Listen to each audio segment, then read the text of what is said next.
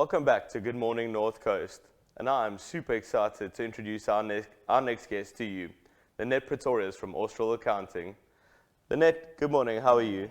Good morning, good morning. Fantastic, great to have you in studio. Thank you. And looking forward to delving into the mind of an accountant and how you can help us all in these testing times in our businesses and traversing through the economic climate that we're going through now. Yeah, it's difficult for entrepreneurs. It's difficult for, I suppose, every household at the moment because we're still trying to find our feet. But we're very glad to go to level one, I must admit. Some normality is really needed in our economy. Definitely a sense of normalcy in trading and life in general. All of that, everybody's been looking forward to it, and it is happening. But I believe there are some changes happening in our economic climate, some proposed changes that will affect all of us in business. Why don't you tell us a little bit about the most concerning one coming up? So prior to COVID, National Treasury had already said that there was proposed changes to the use of assessed losses. So currently our legislation states that if a business trades and it makes a loss, it's allowed to offset that loss against future profits. So let's say that a business makes a loss of 150,000 Rand in year one. That 150,000 Rand can be offset against the future profits. So now you make 100,000 profit in your second year.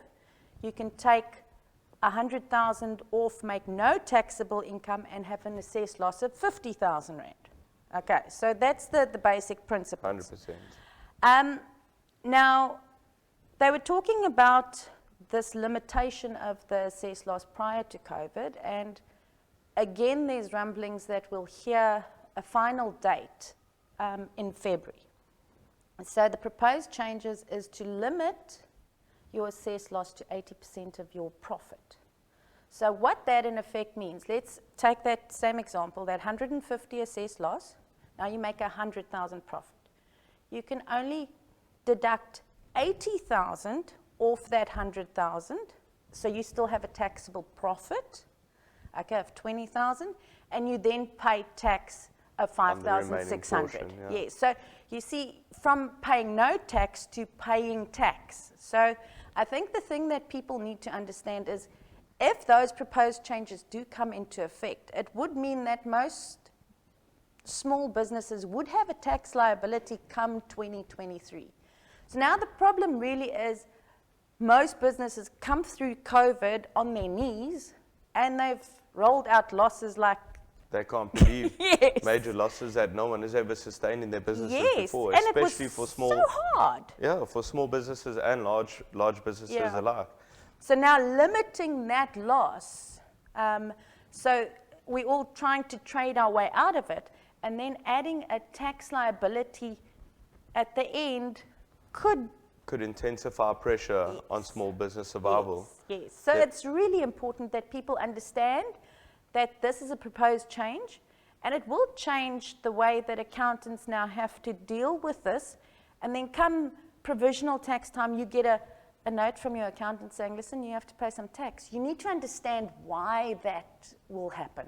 Correct. Yeah. And that this isn't just an overnight decision that's been made, it's been proposed for a long time coming. Yeah.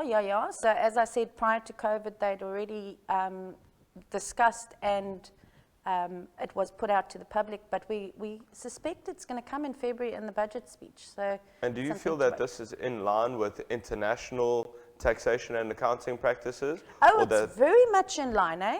The whole, well, I want to say the whole world, but internationally, that is the practice all throughout. So they are just trying to align us to the world. International financial standards. Yeah. Okay, and in terms of COVID relief, this would have no effect on someone's COVID relief in terms of their business taxation as profit or loss. So COVID relief is completely separate to your profit and loss on your yearly accounting statements. Yes, that's correct. So I think it's just important that people know about it and be educated. So it's something that accountants do in the background, and then the questions come afterwards. But if you sort of stay on top of just the broad subjects, you'll have a better understanding of what actually then comes your way via your accountant.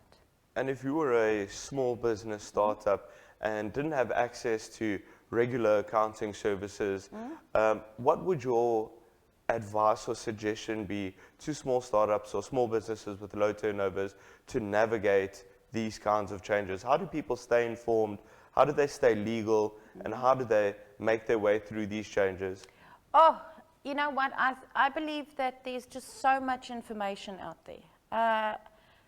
And anybody can get to that information if they actually just spend some time. I mean, it sounds weird if I say that, but if you subscribe to newsletters like the SAIPA newsletter and SAICA, they're professional bodies. Sometimes it gets really technical, but you don't have to understand the technical bits. You just have to understand the gist of where you The play. practical side of things. Yes.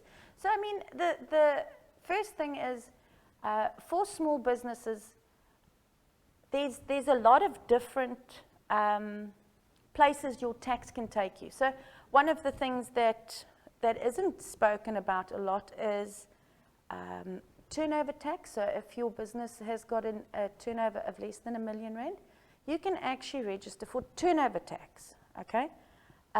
It's very simplified. So the small business that you're talking about that does a turnover of 500,000, there's no need for provisional tax. There's no need for all of the things.